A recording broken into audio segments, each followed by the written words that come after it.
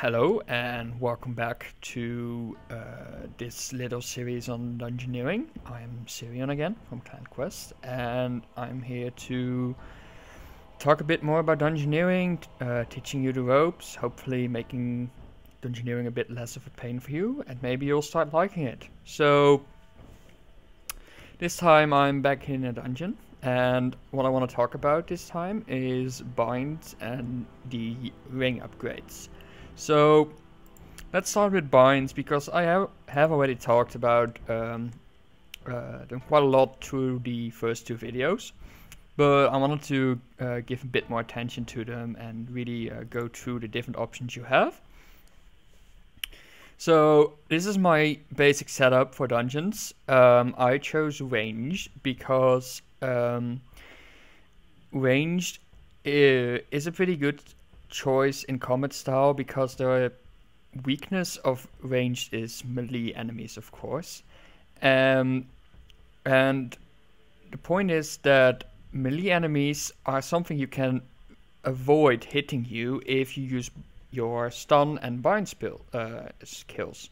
So if you bind your melee enemies, they can't come at you, and you basically avoid all the damage from them. Then there's ranged and magic enemies that can get to you anyway, but you're strong against magic enemies and ranged enemies are neutral.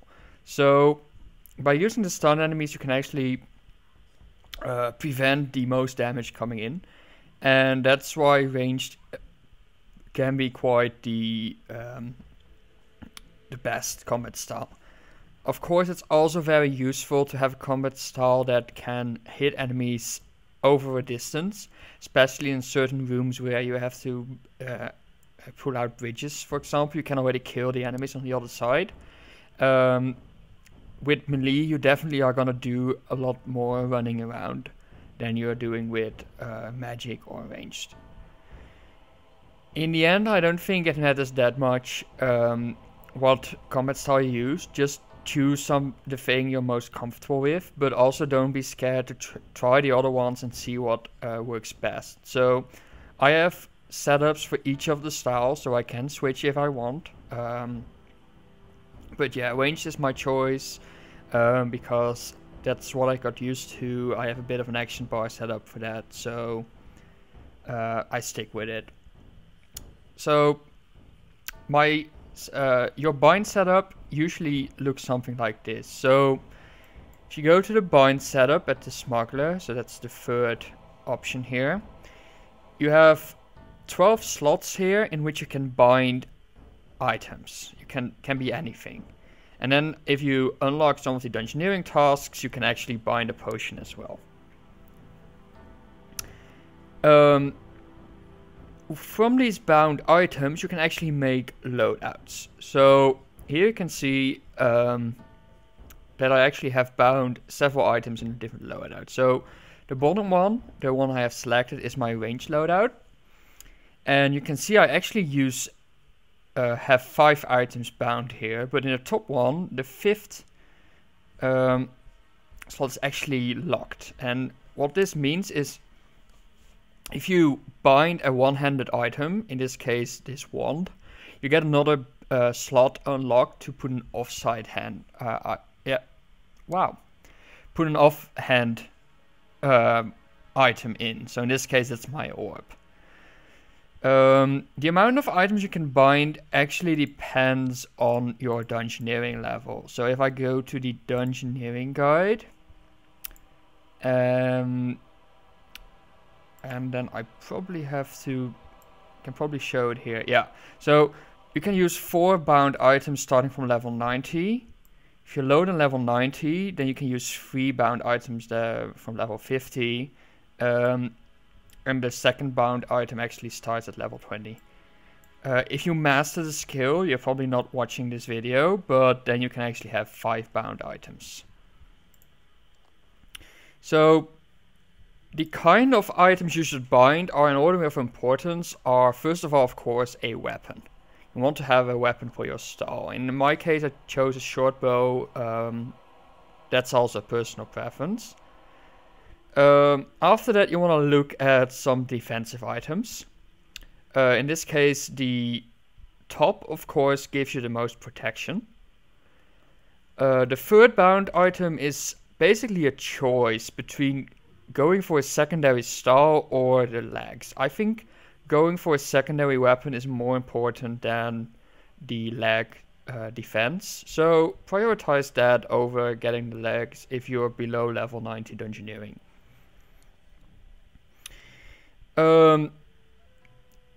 It is pretty straightforward what defensive items you should get. You should of course always get the items of your star, of the star you're using, and also pick the best tier you can actually wear. So in my case, I am not yet max combat, but all my combat skills are level 90 plus. So I'm actually wearing the Tyranno leather tier, which is a level 90 tier. Same for the weapon, really. Pick the best weapon you can. There are actually some level 99 weapons, which you can only get through boss drops.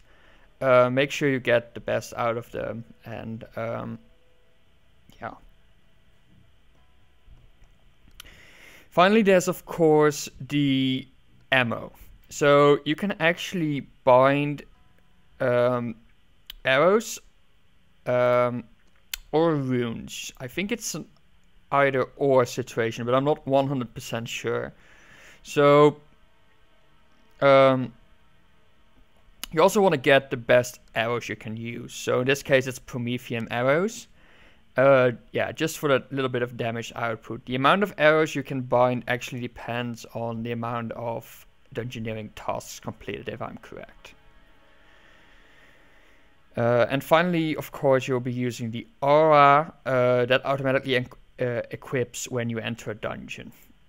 So the secondary style should fill in the gaps. If you're using range like I am, you'll sometimes encounter very strong melee enemies, and it will be really hard to put hits on them. And that's why you want to bring a secondary style that's weak against the enemies you are weak against. So this is, in my case, magic. And if I find a very strong melee enemy, I can just quickly switch out my gear, switch out my action bar, and use that magic instead. So magic has the problem of runes. So if you use an empowered wand or an empowered catalytic wand, and there is also a 99 wand of which I forgot the name, then you can actually use infinitely many elementary runes. And that's really important, because that means you can set up your basic auto use magic ability to be the highest you can actually use, and that's something you need throughout the dungeon. I chose to use the catalytic wand and the orb. You can also of course use elementary or empowered elementary staves that give you a certain elementary rune, or maybe all the elementary runes. Just make sure that you pick a piece of armor, or a weapon I should say, that actually provides you with the runes you need to go through the entire dungeon, because otherwise you'll be stuck in always crafting some runes at the start, or you have to switch out your arrows with runes, which I also don't think is a great solution. So definitely important to take a good look at what magic weapon you're using. So finally, there's the debate between one-hand dual wielding and two-handed weapons. So because you will be using your weapons in two different loadouts, and because you only get one offhand slot, you only want one of the three styles to work with dual wielding. I chose magic, and that means I can use the offhand bind slot for the orb in both my ranged and my magic loadout. If, for example, I would be using a dual wield crossbow setup, which I don't recommend, for ranging, I would have to use a an offhand crossbow here, and I would lose the extra damage while I'm using magic.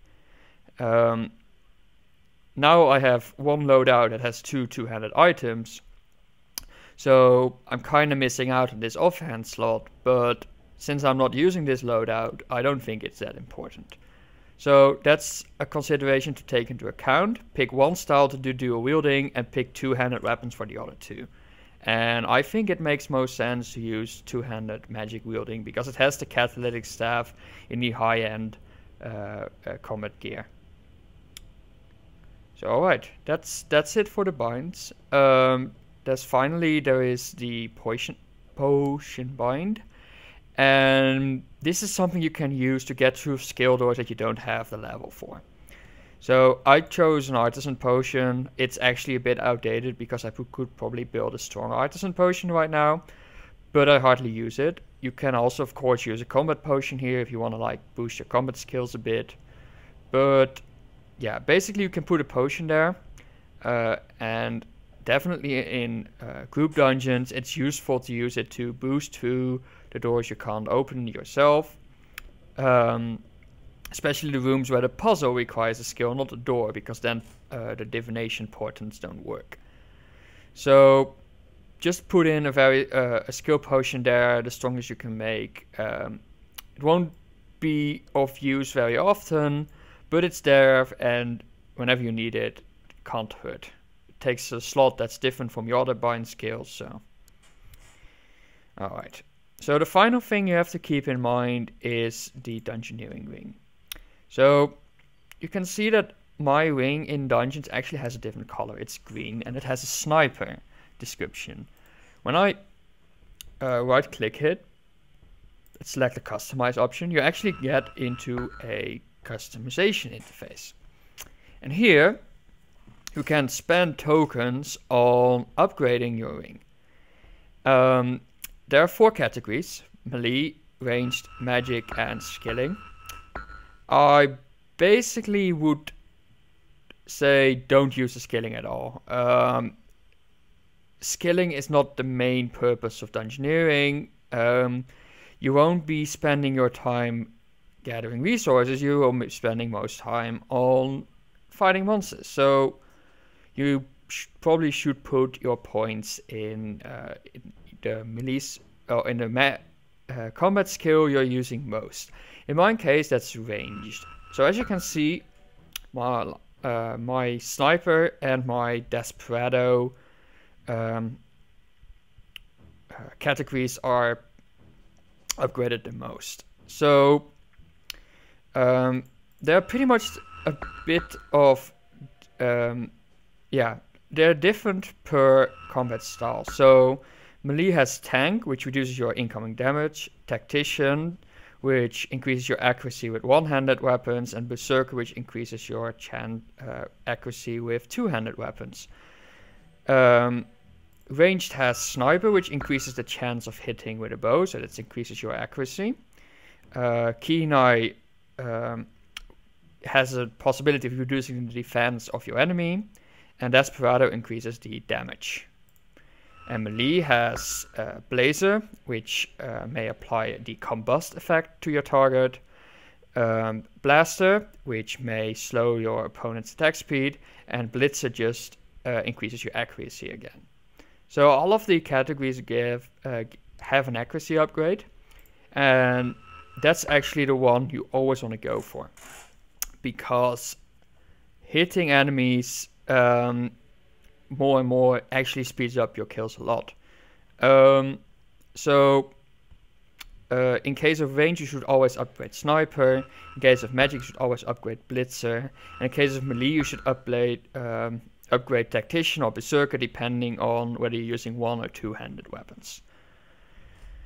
Then there is the secondary skill. If you unlock the Dungeoneering tasks, you can actually have a secondary skill. And this secondary skill increases in effectiveness as you unlock more Dungeoneering tasks. And this is another reason I chose range to go with, because for melee, it doesn't make any sense to upgrade the one-handed melee. The tactician perk if you already have berserker, because you will be using two-handed weapons, and the shield one also doesn't really make any sense. And for magic, the effects on the enemies are nice, but not really that useful.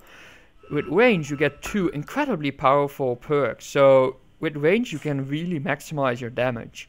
So that's why I chose Desperado as secondary and also fully upgraded it. So upgrading this takes quite a bit of tokens. I think it's more expensive than a single chaotic weapon, but it's definitely worth it. So pick a combat style and put your tokens in there. It's a great investment for the future. So you can also have a quick switch. So you can see that over here. You can quick switch. And what quick switch does is it basically switches from your current primary to another primary. So let's say I would be using magic as my secondary combat style. I could, for example, change this to my primary. So I can just switch to using this one instead of my other, and have this fully upgraded as well. So once I start using magic on enemies, I could quickly use my quick switch to move to Blitzer and get my magic accuracy bonus. Or maybe if you really do a lot of skilling, you could still consider going for one of these and quick switch to that if necessary. As you can see, I haven't set up a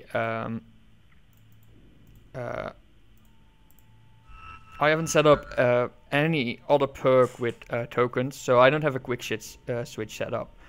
But that's definitely a possibility you should keep in mind.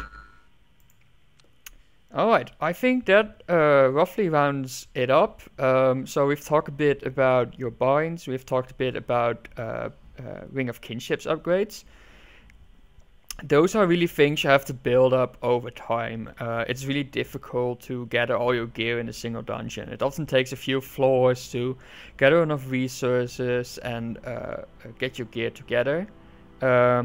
If you don't have high artisan skills, if your smithing or crafting is not high enough, you can always just ask somebody else to come in a dungeon for you. I know a lot of people would be happy to help you out there, and you can basically set up your gear, and it takes a bit of time, but it's a huge payoff, because once you get your gear going, you can really speed up your dungeons a lot. So if you haven't really taken a lot of time for your gear, if it's not really up to date, then definitely set some time aside and get that going, because I can promise you will get a lot more bang for your buck.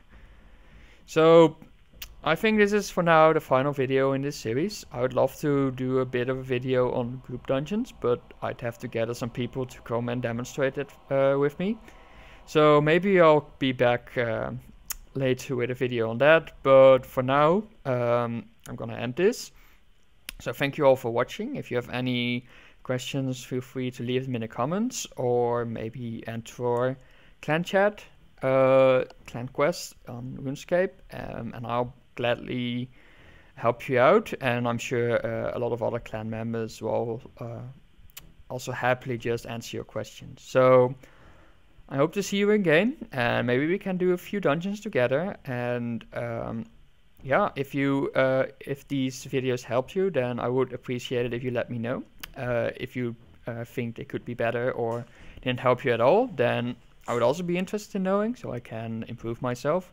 So definitely leave a comment if you have something to say about that. So thanks for watching, and hopefully see you another time.